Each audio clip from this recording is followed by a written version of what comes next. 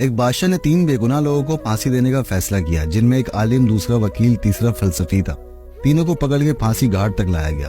ان تینوں نے دیکھا کہ ایک بہت بڑے چرخے کے ذریعے ایک رسہ بندھا ہوا ہے، اس رسے کے آگے بہت بڑا پتھر باندھا ہے، تو اس پتھر کے نیچے ان کو کھڑا ہونا ہے۔ تو بادشاہ نے کہا پہلے عالم کو کھڑا کر دیا جائے۔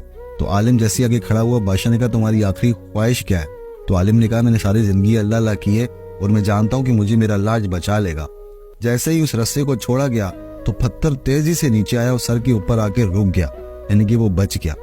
پھر بادشاہ نے کہا کہ وکیل کو کھڑا کر دیا جائے۔ وکیل کو جیسے ہی کھڑا کیا تو پوچھا تمہاری آخری خواہش کیا ہے؟ وکیل نے کہا کہ ساری زندگی میں نے حق کا ساتھ دیا ہے، تو مجھے معلوم ہے کہ میرا اللہ مجھے نہ حق قتل ہونے نہیں دے گا۔ تو جیسے ہی اس رسے کو چھوڑا گیا تو پتھر دوبارہ تیزی سے نیچے آیا اور سر کے اوپر آ کے رک گیا، وکیل بھی بچ گیا۔ پھر باری آتی ہے فلسفی کی۔ تو جیسے ہی فلسفی آیا تو بادشاہ نے کہا تمہاری آخری خواہش کیا ہے؟ تو فلسفی نے کہا کہ نہ ہی عالم صاحب کو ان کی حق گوئی نے، نہ ہی وکیل صاحب کو ان کی حق گوئی نے بچایا ہے، بلکہ میں نے یہ چیز نوٹس کی ہے کہ رسے کے اندر 2 گٹھانے اضافی ہیں۔ جو سزا دینے والا شخص ہے اس نے غور کیا کہ واقعی 2 گرہ اضافی لگی ہیں۔ تو جیسے ہی انہوں نے وہ گرہ کھولی ہے، پتھر آگے سیدھا لگا ہے فلسفی کے سر پر، اس سر ہو گیا، کچل دیا گیا۔ اسی لیے وہ کہتے ہیں کہ کبھی کبھی آپ کو جب سب کچھ معلوم ہوتا ہے تو چپ رہنا بھی انسان کو بہت سی پریشانی